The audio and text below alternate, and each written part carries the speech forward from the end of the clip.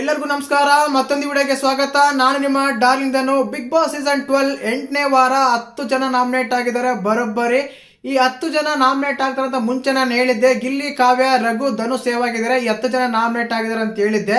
ಅದೇ ರೀತಿಯಾಗಿ night episode ನೋಡಿರ್ತಾರ, ಈ 10 ಜನನೇ ನಾಮಿನೇಟ್ ಆಗಿದ್ದಾರೆ ಕೂಡ. ಮತ್ತೆ ಈ 10 ಜನದಲ್ಲಿ ಈ ವಾರ ಬಿಗ್ ಬಾಸ್ ಮನೆಯಿಂದ ಎಲಿಮಿನೇಟ್ ಆಗುವುದು ಯಾರು? ಟೋಟಲ್ ಆಗಿ 10 ಜನ ಡಬಲ್ ಎಲಿಮಿನೇಷನ್ ಇರುತ್ತಾ, ಸಿಂಗಲ್ ಎಲಿಮಿನೇಷನ್ ಇರುತ್ತಾ, ಯಾವ ರೀತಿ ಇರುತ್ತೆ ಎಲ್ಲ ತಗೊಂಡಾಗ ಮುಖ್ಯವಾಗಿ ಈ ವೀಕ್ ಅಲ್ಲಿ ವೋಟಿಂಗ್ ಅನಾಲಿಸಿಸ್ ಯಾವ ರೀತಿ ಇದೆ. ಯಾಕಂದ್ರೆ ನಾವು ವೋಟ್ ಯಾವ ರೀತಿ ಮಾಡ್ತೀವಿ ಅಂದ್ರೆ, ಜಿಯೋ ಹಾಟ್‌ಸ್ಟಾರ್ ಒಂದೇ ಸಲ ನೀವು 99 ವೋಟ್ಸ್ ಹಾಕ್ಬೋದು. ಪ್ರತಿದಿನ ವೋಟ್ ಹಾಕೋ ಅವಶ್ಯಕತೆ ಇಲ್ಲ, ಒಂದೇ ಸಲ ವೋಟ್ ಮಾಡ್ಬೋದು. ವಾರ ಪೂರ್ತಿ ಮಾಡೋ ಅವಶ್ಯಕತೆ ಇಲ್ಲ. ಆದ ಕಾರಣ ಏನಾಗುತ್ತಂದ್ರೆ ಮೊದಲ ದಿನದ ವೋಟಿಂಗ್ ರಿಸಲ್ಟ್ ತುಂಬಾ ಇಂಪಾರ್ಟೆಂಟ್ ಆಗುತ್ತೆ. ಮತ್ತೆ ಯಾರಿಗೆಲ್ಲ ವೋಟ್ ಹೈಯೆಸ್ಟ್ ಬಂದಿದೆ, ಯಾರೆಲ್ಲ ವೋಟ್ ಎಲ್ಲ ತಗೊಂಡಿದ್ದಾರೆ, ಬಾಟಮ್ ಅಲ್ಲಿ ಇರೋದು ಯಾರು, ಟಾಪ್ ಅಲ್ಲಿ ಇರೋದು ಯಾರು, ಡೇಂಜರ್ ಝೋನ್ ಅಲ್ಲಿ ಇರೋದು ಯಾರು ಅಂತೆಲ್ಲ ಮಾತಾಡೋಣ. ಇದು ಕೇವಲ ಅನ್ಅಫಿಷಿಯಲ್ ವೋಟಿಂಗ್ ರಿಸಲ್ಟ್ ಆಗಿರುತ್ತೆ, ಅಫಿಷಿಯಲ್ ಆಗಲ್ಲ ಅಂತ ಗಮನ ಇರಲಿ. ಮುಖ್ಯವಾಗಿ ಮತ್ತೆ ಟಾಪ್ ಅಲ್ಲಿ ಯಾರು, ಬಾಟಮ್ ಅಲ್ಲಿ ಯಾರು ತಗೊಂಡ್ರೆ ಖಂಡಿತವಾಗ್ಲೂ ಡೇಂಜರ್ ಝೋನ್ ಇರೋದು ಯಾರು, ಬಾಟಮ್ ಅಲ್ಲಿ ಇರೋದು ಯಾರು 4 ಜನ ಅಂತ ಕೇಳೋದಾದ್ರೆ, ನೀವು ಲಾಸ್ಟ್ 3 ವೀಕ್ ಬೇಕಾದ್ರೆ ನಾನು ವಿಡಿಯೋ ಹೋಗಿ ಚೆಕ್ ಮಾಡ್ಕೊಂಡ್ ಬನ್ನಿ. ನಾನು ಯಾರಾದ್ರೂ ಬಾಟಮ್ 3 ಅಂತ ಹೇಳಿದ್ರು ಅವರಲ್ಲೇ ಒಬ್ರು ಎಲಿಮಿನೇಟ್ ಆಗಿ ಮನೆಗೆ ಹೋಗಿದ್ದಾರೆ. ಈ ವಾರ ಕೂಡ ಇವರೇ ಹೋಗ್ತಾರೆ ಅಂತ ಅನಿಸ್ತಾ ಇದೆ. ನೋಡೋಣ ಯಾವ ರೀತಿ ಎಲ್ಲ ಆಗುತ್ತಂತ. ನಾವು ಬಾಟಮ್ 4 ಅಂತ ತಗೊಂಡ್ರೆ ಖಂಡಿತವಾಗ್ಲೂ ಕೊನೆ ಸ್ಥಾನದಲ್ಲಿ ರಿಷಾ ಇದ್ದಾರೆ, ಅದಾದ್ಮೇಲೆ ಧ್ರುವಂತ್ ಇದ್ದಾರೆ, ಅದಾದ್ಮೇಲೆ ಜಾಹ್ನವಿ ಇದ್ದಾರೆ, ಆದ್ಮೇಲೆ ಅಭಿಷೇಕ್ ಇದ್ದಾರೆ.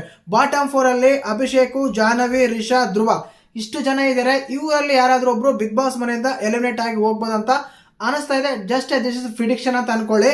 ಇನ್ನು ವೋಟಿಂಗ್ ಅನಾಲಿಸಿಸ್ ತಗೊಂಡ್ರೆ ಯಾರ್ಯಾರು ಯಾವ ಸ್ಥಾನದಲ್ಲಿ ಇದೆ ಅಂತ ಕೇಳೋದಾದ್ರೆ, ನೋಡಿರ್ತೀರ, ಆಟ ನೋಡ್ತಾರೆ, ನೋಟ ನೋಡ್ತಾರೆ, ನುಡಿ ಮಾತು ಎಲ್ಲ ನೋಡೇ ವೋಟ್ ಮಾಡ್ತಾರೆ. ಫ್ಯಾನ್ಸ್ ವೋಟ್ ಹಾಕೋದು ಬೇರೆ, ಕಾಮನ್ ಆಡಿಯನ್ಸ್ ವೋಟ್ ಹಾಕೋದು ಬೇರೆ. ಮತ್ತೆ ಕಾಮನ್ ಆಡಿಯನ್ಸ್ ಒಲವು ಯಾರ ಕಡೆ ಅಂತೆಲ್ಲ ಮಾತಾಡೋಣ. ಮುಖ್ಯವಾಗಿ ಮೊದಲೇ ಸ್ಥಾನದಲ್ಲಿ ರಕ್ಷಿತಾ ಶೆಟ್ಟಿ ಇದ್ದಾರೆ. ಯಾರೇ ಏನೇ ಅಂದ್ರೂ ಇನಾಮಿನಸ್ ಅಂತ ಹೇಳ್ಬೋದು. ವೋಟ್ ಕಡಿಮೆ ಆಗೋ ಚಾನ್ಸಸ್ಸೇ ಇಲ್ಲ. ಯಾಕಂದ್ರೆ ಇವರು ರಕ್ಷಿತಾ ಬಗ್ಗೆ ಬೆನ್ನಿಂದೆ ಮಾತಾಡಿ ಅವ್ರನ್ನ ಸೆಲೆಬ್ರಿಟಿ ಮಾಡಿಬಿಟ್ಟಿದ್ದಾರೆ. ಆಕ್ಚುಲಿ ಆ ಸ್ಥಾನಕ್ಕೆ ಹೋಗೋದೇ ಚಾನ್ಸಸ್ಸೇ ಇರಲಿಲ್ಲ.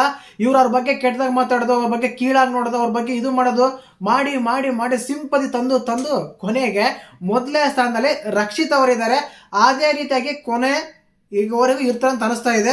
ಇನ್ನು ಸೆಕೆಂಡ್ ಪ್ಲೇಸ್ ಬಂದ್ಬಿಟ್ಟು ಅಶ್ವಿನಿ ಗೌಡ ಅವರು. ತುಂಬಾ ಜನ ಅಶ್ವಿನಿ ಗೌಡ ಯಾರ ಗುರು ವೋಟ್ ಹಾಕ್ತಾರೆ ಅಂತೆಲ್ಲ ಅನ್ಕೋಬೇಡಿ.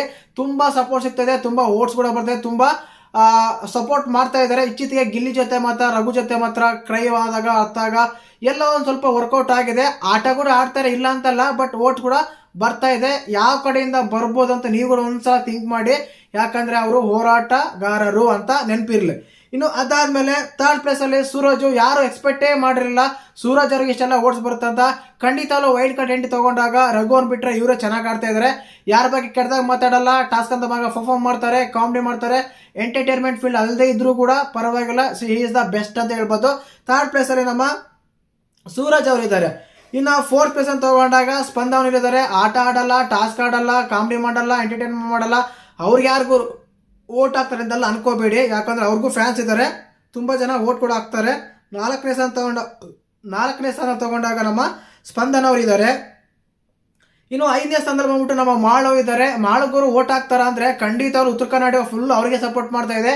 ನೀವು ಬೇಕಾದ್ರೆ ಸೋಷಿಯಲ್ ಮೀಡಿಯಾ ಒಂದ್ಸಲ ಅಬ್ಸರ್ವ್ ಮಾಡಿ, ಉತ್ತರ ಕರ್ನಾಟಕ ಯಾರಿದ್ದಾರೆ ಎಲ್ಲರೂ ಕೂಡ ಹೆಚ್ಚಾಗಿ ಅವ್ರಿಗೆ ಸಪೋರ್ಟ್ ಮಾಡ್ತಾರೆ. ಮಾಳು ಅಂತ ಅವ್ರು ಕೂಡ ಇದೆ. ಬಟ್ ಇಲ್ಲಿ ವೋಟ್ ಪ್ರಕಾರಕ್ಕಿಂತ ಕಲರ್ಸ್ ಕನ್ನಡ ಕೈವಾಡ ತುಂಬಾ ಇರುತ್ತೆ ಎಲಿಮಿನೇಷನ್ ಮಾಡಬೇಕಾದ್ರೆ. ಲಾಸ್ಟ್ ವೀಕ್ ತಗೊಂಡ್ರೆ ಸುಧೀರ್ ಅವರು ಹೆಲ್ಮೆಟ್ ಹಾಕ್ತಾರೆ, ರಿಷಾಗೆ ಯಾರಿಗೂ ವೋಟ್ ಹಾಕ್ತಾರೆ, ರಿಷಾ ನಿಲ್ಸ್ಕೊಂಡು ಅವ್ರು ಸುಧೀರ್ನ ಕಳಿಸ್ತಾರೆ. ಆ ರೀತಿ ಆಗುತ್ತೆ ಕೆಲವು ಸಲ. 5ನೇ ಸ್ಥಾನದಲ್ಲಿ ಮಾಳು ಇದ್ದಾರೆ. 6ನೇ ಸ್ಥಾನ ತಗೊಂಡಾಗ ರಾಶಿಕ್ ಅವರು ಇದ್ದಾರೆ. ರಾಶಿಗೆ ತುಂಬಾ ಜನ ವೋಟ್ ಮಾಡ್ತಾ ಇದೆ, ತುಂಬಾ ಸಪೋರ್ಟ್ ಕೂಡ ಸಿಗ್ತಾ ಇದೆ. ಒಳ್ಳೆ ಹುಡುಗಿ, ಟಾಸ್ಕ್ ಕೂಡ ಚೆನ್ನಾಗಿ ಆಡ್ತಾರೆ. ಇತ್ತೀಚೆಗೆ ಸ್ವಲ್ಪ ಬದಲಾವಣೆ ಆಗಿದ್ದಾರೆ ಕಂಪೇರ್ ಟು ಲಾಸ್ಟ್ 3 ವೀಕ್ಸ್ ಚೆನ್ನಾಗಿ ಮಾತಾಡಿದ್ದಾರೆ. ಇನ್ನು ಅದಾದ್ಮೇಲೆ 7ನೇ ಸ್ಥಾನದಲ್ಲಿ ಬಂದ್ಬಿಟ್ಟು ನಮ್ಮ ಅಭಿಷೇಕ್ ಅವರು ಇದ್ದಾರೆ. ಅಭಿಷೇಕ್ಗೆ ತುಂಬಾ ಕಡಿಮೆ ವೋಟ್ಸ್ ಬರ್ತಾ ಇದೆ, ಆದ್ರೂ ಈ ಮಟ್ಟಕ್ಕೆ ಬರ್ತಾ ಇದ್ದಾರೆ, ಗ್ರೇಟ್ ಅಂತ ಹೇಳ್ಬೋದು. ಆಟ ಇಲ್ಲ, ಪಾಠ ಇಲ್ಲ, ನೋಟ ಇಲ್ಲ, ನುಡಿ ಇಲ್ಲ, ನಡೆ ಇಲ್ಲ, ಮಾತು ಇಲ್ಲ, ಏನೂ ಇಲ್ಲ, ಆದ್ರೂ ವೋಟ್ ಮಾಡ್ತಾ ಇದ್ದಾರೆ ಅಭಿಷೇಕ್ ಅವ್ರಿಗೆ, ಒಳ್ಳೆ ವ್ಯಕ್ತಿ ಅಂತ.